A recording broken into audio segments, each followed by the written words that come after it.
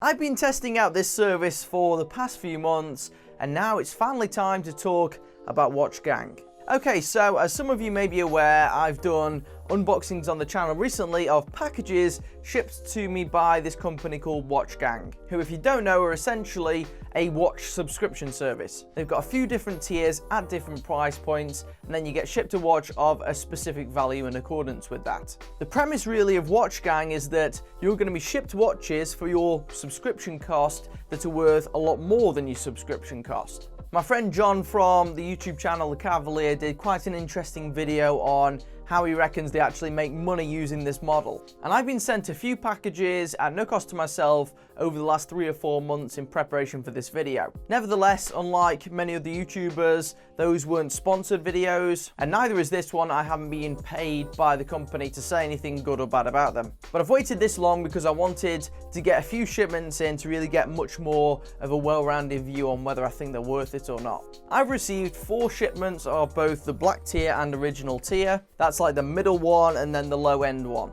I'll quickly show you some of the watches that I've received, and then afterwards I'm going to run you through what I think the positives and negatives are to this service. And if you decide that you don't want to join Watch Gang, then make sure you click the link in the description below. And there's also a discount code down there as well that they gave me so that you can save some on at least your first shipment of Watch Gang. I don't get any kickbacks from that, but it's just helpful if you want to go for it. Now, the watches that I've received, I'd say, have been a bit of a mixed bag. Before I got my first shipment of Watch Gang, I heard all sorts of horror stories about how bad the watches were. People saying that these are all terrible quality watches and that no matter what the circumstance, you should always buy a Seiko, a Citizen, or an Orient. So I thought, it's going to be interesting to see if that's actually the case or if they're better than expected.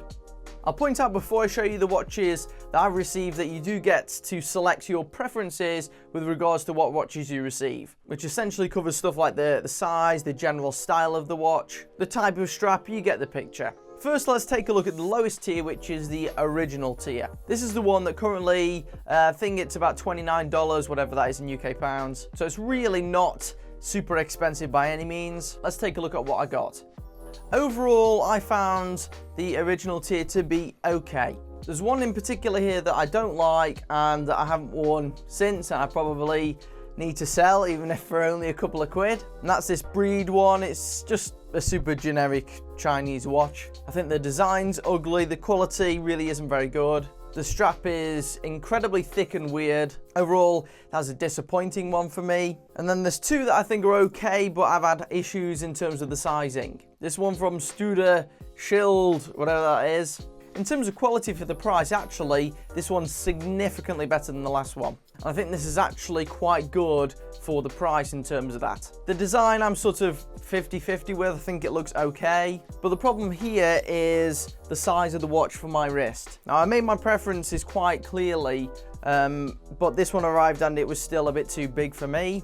The face itself is okay, but then the lug-to-lug size is just too big. It's past the width of my wrist, making this one not unwearable, but not the best. And my opinions were very similar about this one, this 11 one. Once more, the quality actually feels really nice for the price. Again, obviously, quartz, as are all of the original ones. But the stainless steel construction with this feels really decent. And actually, the styling of this one, I really quite like the styling.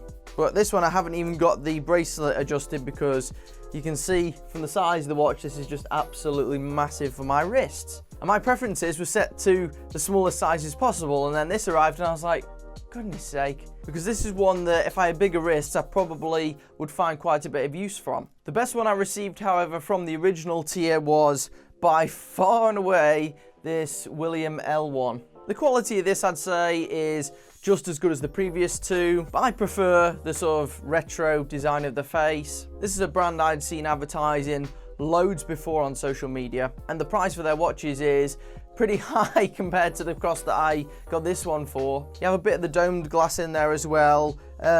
By far the best one I've received. Out of all the ones I've received on original, this is the only one that I'm continuously wearing. And I will swap the strap out at some stage because although the quality is not bad, it's just the colour doesn't go particularly well in my opinion with the face. But bearing in mind, all these are at the lowest price. Overall then, the original tier, I'm not sure if it's worth it. For the same sort of price or barely any more, you can, choose Timex watches where you can get the exact style that you want. Albeit I think one or two of the ones from the original tier were better quality than the Timex for a slightly lower cost. But we'll focus on a main summary at the end. Let's move on to the black tier.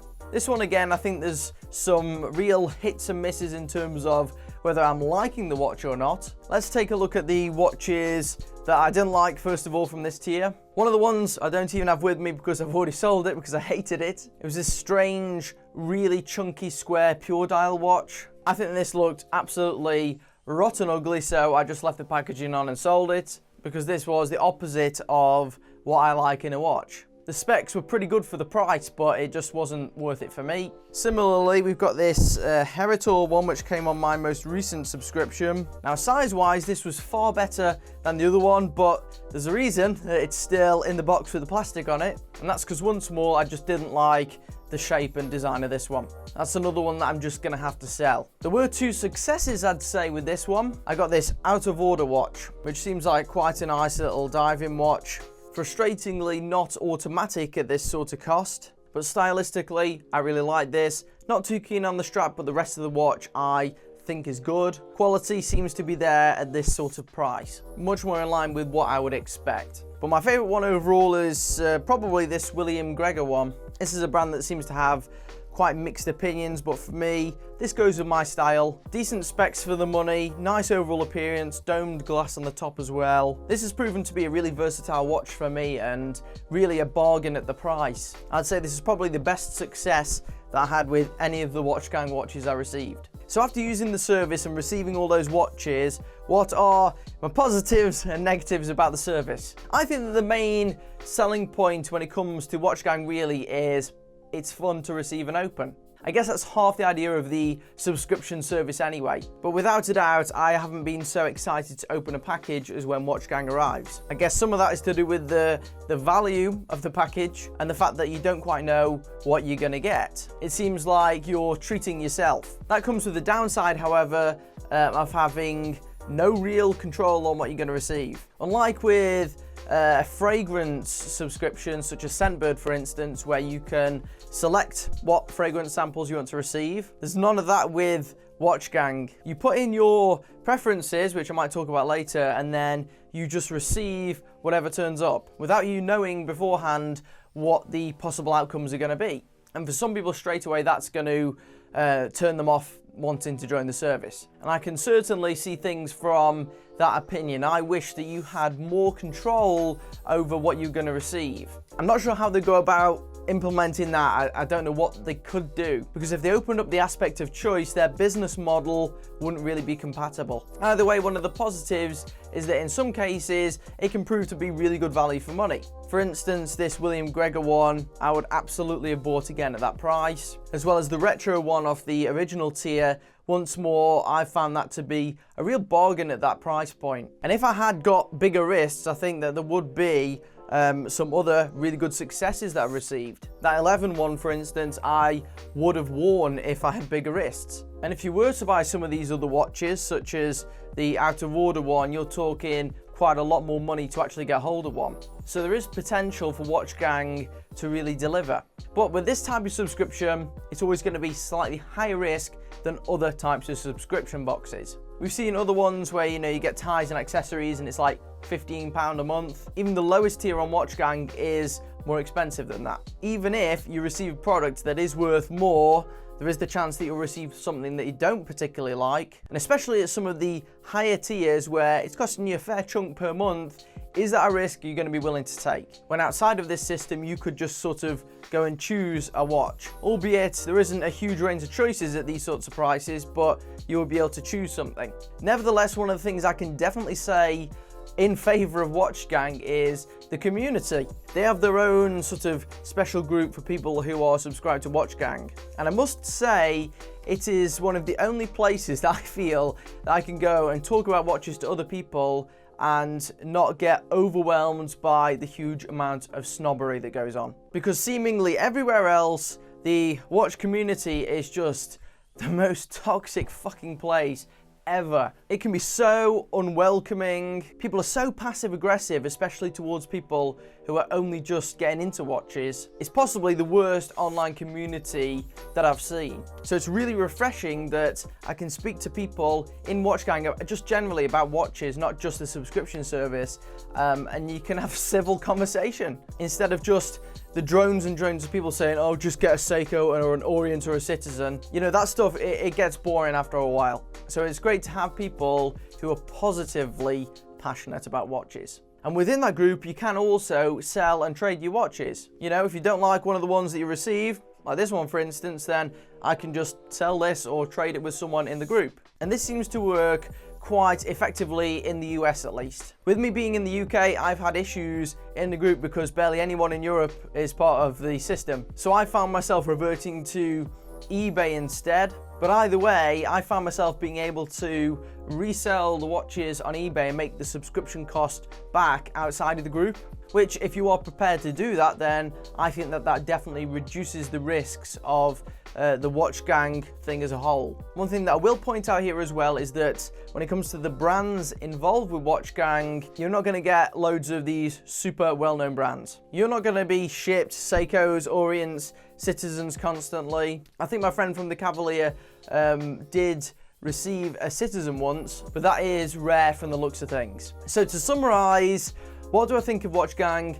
Who is this meant for and who's it not meant for? Well, if you're a self-confessed watch geek that is obsessed with specs and heritage brands, then avoid WatchGang. This isn't for you, and I don't think this is where they're aiming the service at anyway. There's always going to be a cheaper Seiko with better specs than some of the ones you might receive in these shipments. Also, if you have no disposable income, WatchGang isn't for you, surprise, surprise. I think people are too critical saying, you know, why should I pay $99 a month? And I just think, you know, if that's a question for you, then you shouldn't be looking at WatchGang. If you're tight on money, then just go out and buy some Timexes instead. You get a functional watch, no commitment to a subscription service. If you hate the subscription model, don't be part of the subscription. However, I do think the WatchGang has its positives. A few of the watches I've received at least have proven to be good value for money. I've enjoyed chatting to people that are part of WatchGang too, and it's just exciting. It's something fun, something different, and it's cool to treat yourself to a package each month. I also think if you've got bigger wrists, you're gonna have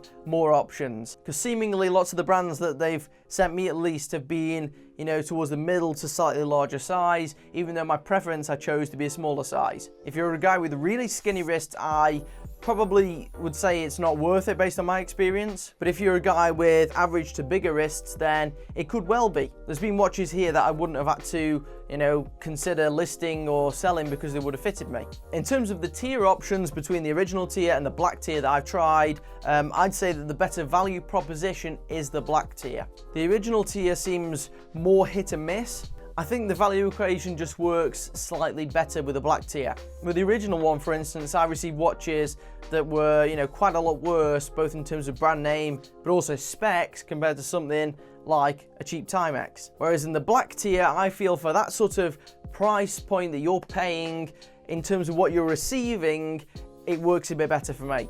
This one here, for instance, I would have happily paid a third extra on top of my subscription to get this one. This one I also found was good for the price on the black tier. It feels like the base level of quality assurance is just so much higher that it's worth the extra cost. I'd rather receive, you know, 3 shipments of black tier than 7 or 8 shipments of original. Anyway, that's my sort of honest feedback based on my experience with WatchGang. In the comments below, I want to know what you think about this. Do you like the idea of WatchGang? Do you hate the idea of WatchGang? Do you think it has some sort of place in all this? If you enjoyed my analysis of this, then make sure you press the like button. And if you want to see similar videos on what to wear, how to style your hair, stuff like that, make sure you press the round subscribe icon to this side here. And then I've got 2 more fun videos for you to watch next, right down there. And I'll see you in the next one.